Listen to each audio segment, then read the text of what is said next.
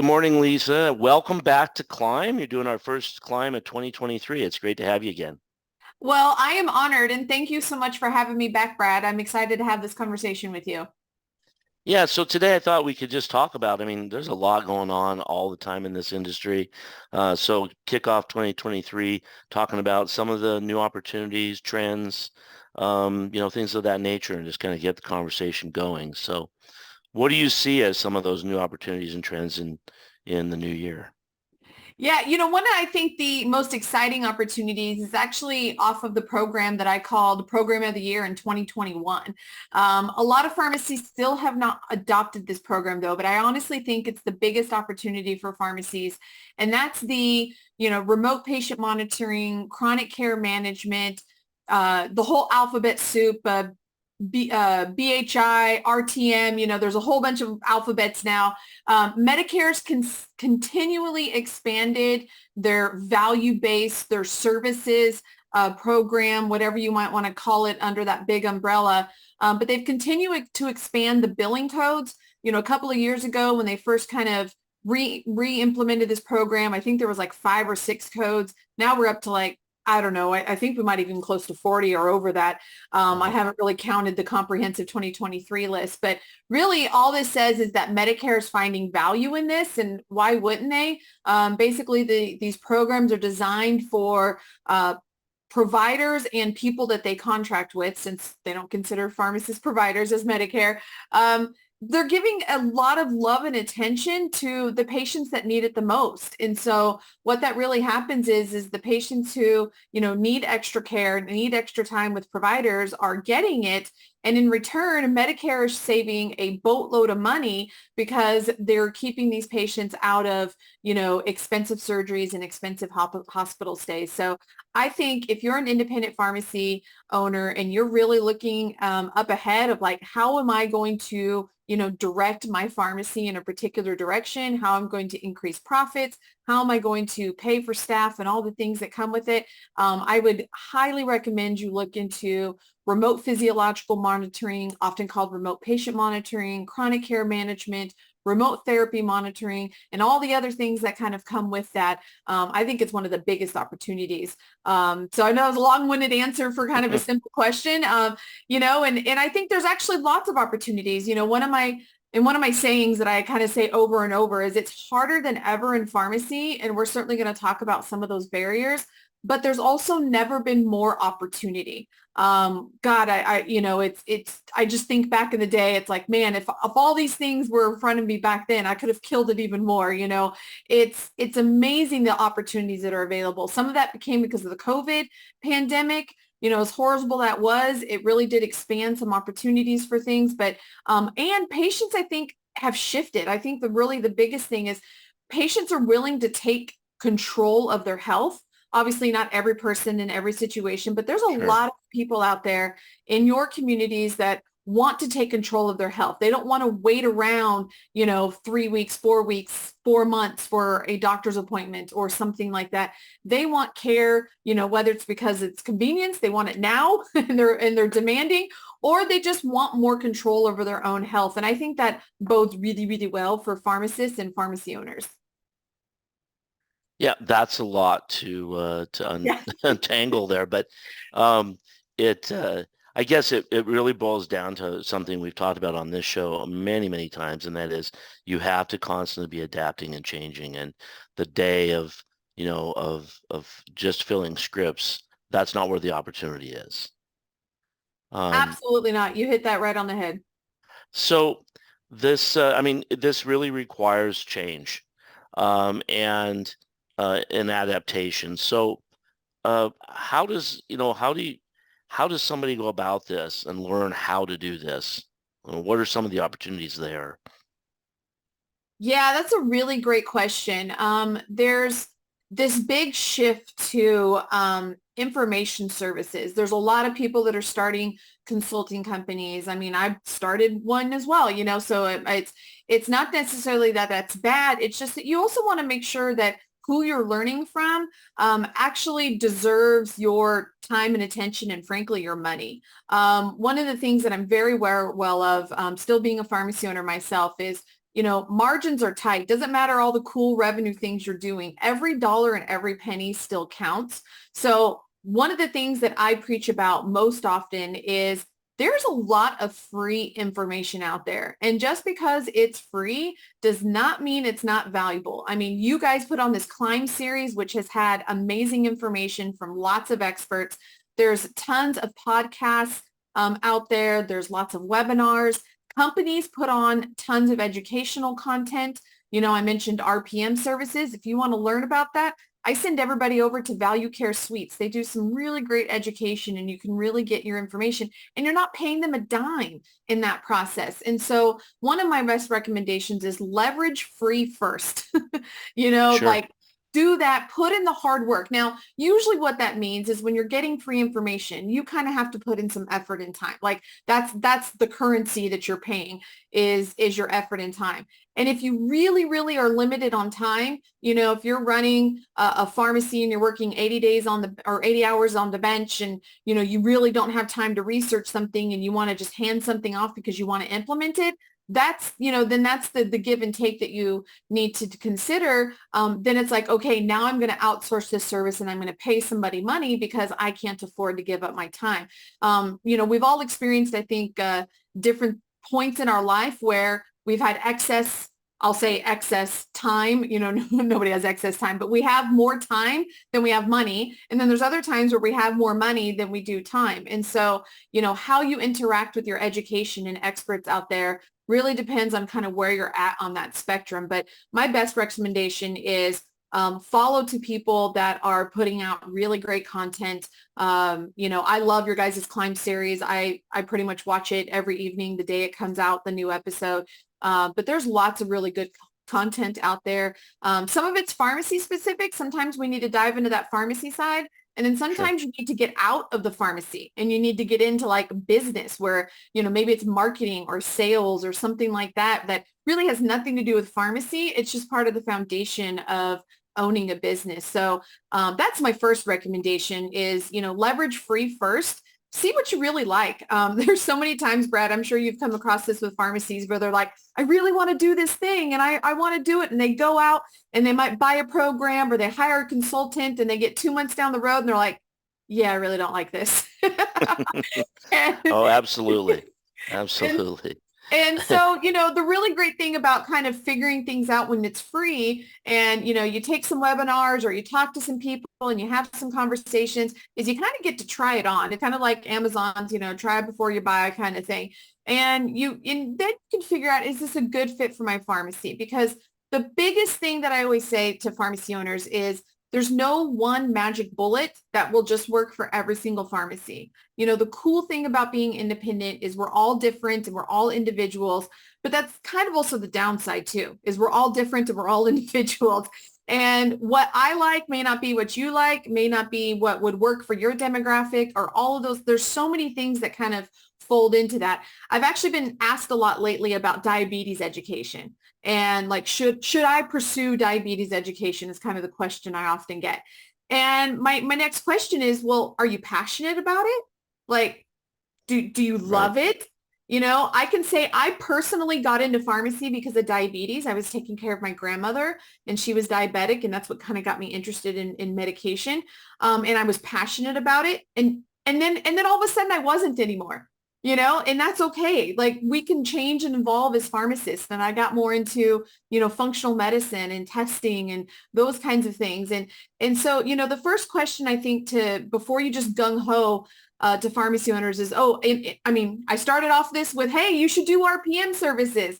If you're like, I cannot imagine anything worse than calling patients and saying, hey, you missed your blood pressure reading yesterday, then by golly, don't do it. It doesn't matter how good of a business opportunity it is. If you don't have passion and you don't have like an innate interest in it, it is not going to be successful because there is no just easy button for, profit in pharmacy. Lordy, I'd be out of a job, but I would give nothing more than for that to be, because then that would help all the pharmacy owners everywhere. And no matter what you pick and what you're going to have to focus on, change is hard. Even if it's good for good reasons. You talked about having to adapt constantly day in and day out is hard. That's a grind. And that's something that we all kind of take up on our shoulders as pharmacy owners. And if you're not passionate about what you're trying to change and what you're trying to get into, that grind is going to become practically impossible. So that would be the other thing, is make sure whatever you're trying to do is something that you truly care about and you're truly passionate about, because that's what's going to keep you going when you have those frustrating moments of implementation. And no matter what, you're always going to have frustrating moments of implementation. Well, and I like to remind pharmacists that it's not just their business is this way. I've been doing this I've had RMS for 24 years. We have to adapt and change all the time. Technology is that way, but it's so competitive. Okay. It's not just pharmacy that's competitive. It's not just pharmacy that deals with all the frustrations that business is. Business is frustrating. Business is hard. And and I agree with the passion part. I talked to that. One of the first things I talk to all new employees about is, in your life, you have to find things you're passionate about and pursue those things, regardless of if it's at work related or not. If you're not, if you're not going after the things you're passionate about, you kind of set yourselves up for failure as far as, the way I look at it. So I'm really glad you mentioned that word because I think it's so important. But the other thing that's important is they might not be passionate about one of these topics, but they can look for resources that are. Um, and bring those resources because you can't do all of this yourself. Absolutely Um, not. No. And you might find you have employees that are passionate about certain things. That's one of the things that I love about employees that, yes, employees can be frustrating, but the employees bring in such diversity where, maybe you have a staff pharmacist that really is passionate about diabetes care and they love nothing more to sit down with a newly diagnosed diabetic and to go through all of those things. It may not be your cup of tea, but maybe it's her cup of tea. And so that's one of the things that I love. And I think one of the levers, one of the problems that pharmacy owners are facing these days is hiring employees. Hey, I can't find employees. I can't find this, or I can't keep them. Part of, I think, retaining and attracting employees is also helping them develop their passions. And so when you have right. conversations with your employees that says, what else are you interested in? Yes, you type prescriptions. Yes, you fill prescriptions, but we can do other things. And in one of my pharmacies, we just hired 2 employees this past week. And part of the conversation of interviewing, not just them, but other candidates was, what else are you interested in? Our pharmacy we do compounding. We're getting ready to launch our point of care testing. I kind of listed some of these other things that are revenue streams, if you will. And it's like, what might interest you? Like, where else have you wanted to grow? And I think that's a really important conversation, not just at the point of hire, but really just that ongoing relationship and kind of how you manage your employees is figuring out where they want to go, because then you get to tap into their passion and it doesn't have to be yours, but yet you can still go implement all these things because you've delegated that to somebody who's passionate and wants to see it succeed. Well, and this could take me down a whole new line of questioning about reviews, employee reviews and things, but I just want to comment on that since this really is kind of outside the topic. But I think that's an important piece of this and the review process and constantly knowing what motivates these employees, what they're passionate about, the things they're looking at. Because a lot of these people are learning as well, right? They're learning and they might see something new that they never even thought of that they're really interested in. And you need to know that as the employer. And that's something we do here at RMS is we're constantly asking our employees as part of the review process, where do you see yourself? What are your interests outside what you're doing now? Are there things that you think you would really like to do in the future? I mean, it's important to know that. Sometimes it takes us in a direction and gives us the opportunity to do something we hadn't thought of either. So I think, that's a point worth everybody thinking about. If you're not talking to your employees this way, you really have to be. And it can open a world of opportunity to you by doing so. Absolutely. I do a lot of work with technicians, and I'm good friends with Mike Johnston over at MPTA. And one of the things is I get a lot of messages from technicians maybe after I teach a class or something, and it's like, how do I get my pharmacist or my pharmacy owner to to help me do these other things? And I was like, Well, it all comes back down to money. I mean, frankly, pharmacy owners own pharmacies to make money. At least they should. And if they don't, they probably need to start a nonprofit and not run a pharmacy.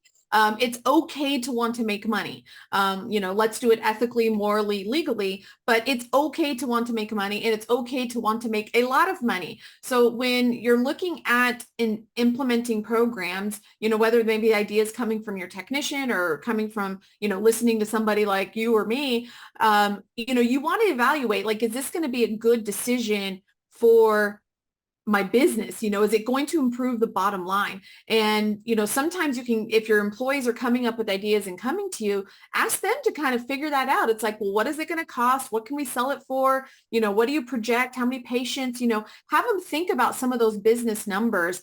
And, they're probably not going to be perfect, which is okay. You may not even be perfect, which is okay.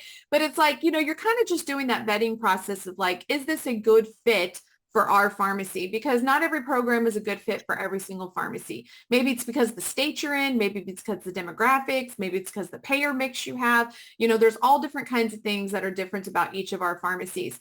And so I think that, but it is okay to evaluate things from the point of, is this going to increase my profits or is this just going to be a whole lot of work and we might have fun, but at the end of the day, we're not making any more money. And I think that's, sometimes pharmacy owners feel bad or weird about talking profit or considering profit. And, one of my sayings that I say all the time is profit is not a four-letter word. You making a profit is okay. Your community is actually depending on you to make a profit. Your employees are depending on you to make a profit. And so it's okay to have that in the mix when you're evaluating programs. Well, I think, yeah, it's imperative, right? I mean, in the end, you can't do any of these things unless they're going to help improve your bottom line. Now that has to be over the long term. I mean, up front, obviously, there's going to be costs, but I think that kind of explains the importance of continuing education. You have to be learning all the time, and that helps you make better decisions. Um, Yep. And you got to so have good data. I mean, you can't make good decisions without good data. It's flying by the seat of your pants as a pharmacy owner doesn't work anymore. 20 years ago, you're like, yeah, we're busy. I think this is okay. Well, we can go do that. You can't do that anymore. And so you have to have good data, whether it's from your PMS software or your POS software. You have to understand what's making you money, what's not making you money, what's people time like. I mean, just all those different data points. I'm a data nerd, so I I can dive into reports, you and me a both. lot. Yes, but you have to have the data to make those better decisions. You can think, oh, I think we have an older population. There's so many times I talk to pharmacies, it's like, oh, we're all Medicare. Like that's all we see. And I'm like, really? Let's dive into that. And then they print reports and I'm like, you're 35% like high paying commercial. Like you are not just the Medicare pharmacy. And so it's amazing when you look at the data and of how that can help you make such better decisions. Yeah, and last year I was at your Profit Summit and I did that presentation on data showing real customers, data, and I just it's always it never ceases to amaze you when I ask the question, what's your best performing front end, department, and 50% of the time they don't know the answer. And when they say they know the answer, they're almost always wrong. And then I always ask, well, how are you even defining that information? And because there's multiple ways to look at it, but they're almost always just looking at what's contributing the most dollars to their bottom line and not concerning themselves with turns, how much money they have tied up in inventory that isn't selling. And, it's an eye opener to them when I'm able to show them that information. But I don't think you can make, you can't, you're absolutely right. Flying by the seat of your pants doesn't work in business anymore. You need the data and you need to be looking at the data to make good, informed business decisions for sure.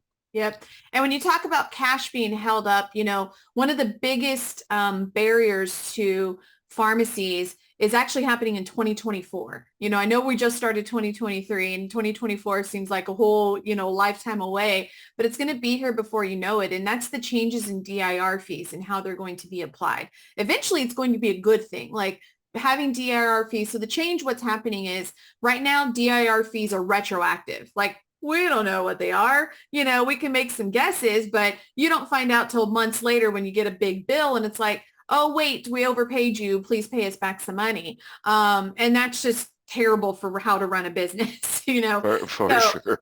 for sure, we've learned that. And so what's happening in 2024 is DIR fees are going to be applied at the point of sale, which means at the time that you bill the prescription. Now they're going to apply the highest DIR fee because they don't know if you qualify for a lower. Not that there's really, I don't think many out there that actually ever will give you back and rebate the lower, but that's the way that they, say it. So you're going to be applied the highest DIR fee, but at the point of sale. So you're going to know what your actual reimbursement for a drug is at the point when you bill it, which is who would have thought of that, right? Like, such an important piece of information. So that's a good thing. It's going to bring transparency. You're going to you're going to have better data. So you're going to be able to make better decisions. Like, can I fill this medication? There's so many times of pharmacies are like, yeah, I'm making $150 on this drug. It's great.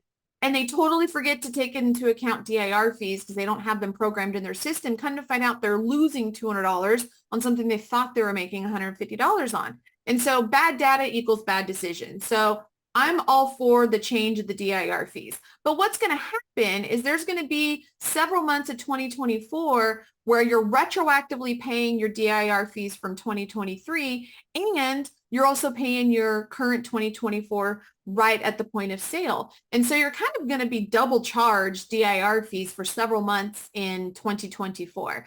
And when I explain this to pharmacy owners, they get the, deer in the headlight look and like, I don't know if I'm going to be able to make that. There's so many pharmacies that because of our reimbursements and because of all our things, and they haven't focused on diversifying. They don't know what makes the money, so they don't know what to focus on. And they're like, I don't know if I can make it through that. And I think this is a very real concern. Some pharmacies are like, I'll figure out a way, and they just kind of like, kind of push it off. But I think this is something really, really important. And that's where understanding your cash flow, understanding your profitability, and really 2023 is a year to implement just a couple programs. You don't need to implement one a month or anything crazy. Pick 2 or 3 that are going to be really good fit that you're going to focus on for the next 12 months. And then you're going to be able to stack some cash up so that when January 2024 comes around, you're not lying awake at night wondering how you're going to pay your wholesalers, how you're going to pay your employees, or any of those other kinds of things because of the cash crunch that's going to happen for a few months at the beginning of 2024. Yeah, that's really good advice and good information about 2024 and being prepared. So, what are some of the resources that people can reach out to start to implement some of these programs? Yeah, so I think the biggest 3 areas that you need to focus on in preparation for 2024, and I mean, frankly, just for a good foundational pharmacy in general, even if you're like, hey, I don't fill any Medicare prescriptions, that's okay. One is focus on your cash flow. Really understand your cash flow and how you can improve it. I talk about free resources. My website, we have several free resources on cash flow, how to improve it, how to manage it. We have a sheet that's 14 tips. We have an ebook. So feel free to go, to DiversifyRx.com and check out some of those free resources. Maybe talk to your bookkeeper and accountant, let them know what's coming up. Maybe get some advice from them. They see your numbers, and if they're good, they should be able to help you of like, hey, here's some things that you can do to maybe help improve your cash flow. If they're not good and they are like, I don't know how to answer that question, maybe it's time to change bookkeepers and accountants to somebody that can really be that financial partner for you. This is also the focus of our February Profit Summit. So in 2023, there's 2 pharmacy profit summits that are happening. It's a little crazy, but in February, we're focusing on all the strategies and tactics you need to be able to stack up cash in 2023 for weathering the storm in 2024. So cash flow and understanding your cash flow and being able to improve it is certainly one. Another is improving your cash-based revenue. So things that you sell and immediately get paid. Those are things like supplements or services, maybe even memberships and things like that. And so cash-based revenue, cash prescriptions, anything where there's no third party, no middleman involved, improving your cash revenues is going to help you prepare for that storm. And then last but not least is also increasing your non-PBM revenue. Maybe it's things like direct billing hospice or workers' compensation. Maybe it's the RPM services that I talked about. And so it's your non-PBM revenue. And so those are the three main areas to help pharmacies prepare for the DIR fee apocalypse that I'm calling it, because I really do think that this could put some pharmacies like out of business if they don't prepare. It is coming. And those are the really three main areas you want to focus on in order to increase your cash reserves to weather those first 3, 4, 5 months of 2024 that are going to just be really tough. Yeah, and that's great information as well.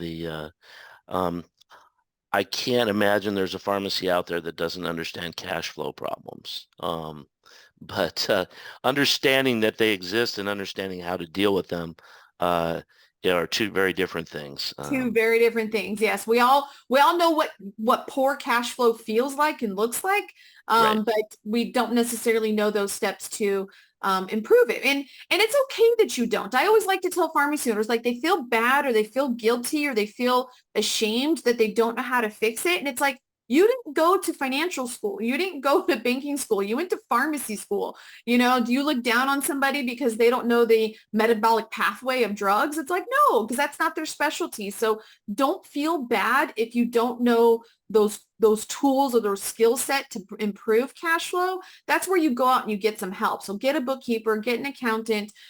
There's some really great smart people out there where you can start to just understand it. You don't have to become an expert, but you can certainly start to understand it better so you can make, again, better decisions for your pharmacy. Right. Well, and looking at numbers, again, it really comes down to diving deep into the numbers to understand what's happening, where your cash isn't flowing. Yep. And that's often part of that is in inventory management. Oh, Whether it, absolutely. That's number one. yeah, absolutely. In both the front end and in the back end. Yep.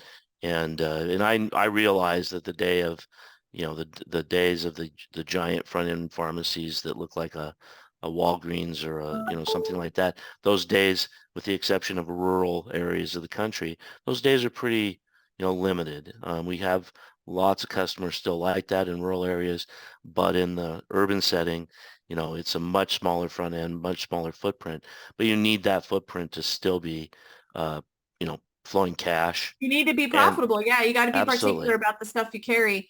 Yeah, Absolutely. that's right. And then I talk to people I generally would say, and I don't think there's any one size fits all to any of these things. I would agree, go back to what you said earlier that, you have to know your community, your customer base, what works, what you think works for them. But your front end should, in my estimation, really uh, fit what you're trying to do in your community. Yep. So, if you're trying to improve healthcare and you're in diabetics, with diabetes care, then, you should be carrying the things that will help those people get better. Um, there are a lot of different things, but those things you are carrying, no matter how small the front end is, needs to be flowing cash. It Yep. can't just be tied up because it looks good. Yep. So I know we're kind of tight on time here, so um, we talked about you said there's lots of free resources and start there first, and I would totally echo that. That's what we've done with Climb is made it free to all pharmacies. So there is, I think, a lot of great content. I've learned a lot over the last. We're now starting year 3, coming up on year 3. Um, it's really been a lot of fun. So there's a lot of great people like yourself out there helping pharmacists learn. Um, Tell us a little bit more before we go. Tell us a little bit more about, you mentioned the February Profit Summit. What's going to go on in August? Yeah, so with the two pharmacy profit summits this year, February is in Orlando on February 17th and 18th, and we really are focusing on those three areas to help pharmacies overcome the 2024 DIR fee apocalypse. So the content is really focused on improving cash flow and increasing cash-based revenue and non-PBM revenues. In August is our kind of regular annual pharmacy profit summit where we highlight strategies and tactics from all six pharmacy profit pillars. So we're throwing in marketing, we're throwing in team development, and all those kinds of things. And so it's not so narrowly focused on just those three. And it's actually kind of amazing as we put together the content for February, which I've, got it down to like 99% we're done now, is as much as you want to increase cash-based revenue, you're not going to be able to do that without involving your team. So it's like all of those other things kind of seep in there. And so we have people talking about or sharing experiences. We have a lot of pharmacy owners that we're bringing in for February to share what's working with them in their pharmacy and giving like their step-by-step process, because we want to make it easy for you to take an idea and you don't have to go figure it all out when you get home. It's like we give you the idea and we give you the how-to while you're there so that you can go implement whenever you get home. So August is back in Dallas, which is our normal stomping ground here at DiversifyRx. And so August 4th and 5th and back down in Dallas at the Gaylord here. So two shows. They're going to be completely different content. So a lot of questions I get is, can I come to both? Yes, you can come to both. It is not a repeat or anything like that. We actually have different companies too, different exhibitors and things like that. So they're two completely different shows, but I'm really excited to put it on, really excited to help pharmacies start preparing now for that apocalypse, because it is not if, it is when it is coming. So. Well, I know you're busy, especially throwing this February one in, coming up really quick. I look forward to seeing you in the August show. Yes. Well, thank you again very much for your time. We really appreciate you taking the time to join us. And we'll have you back again in the future whenever you want to be on the show.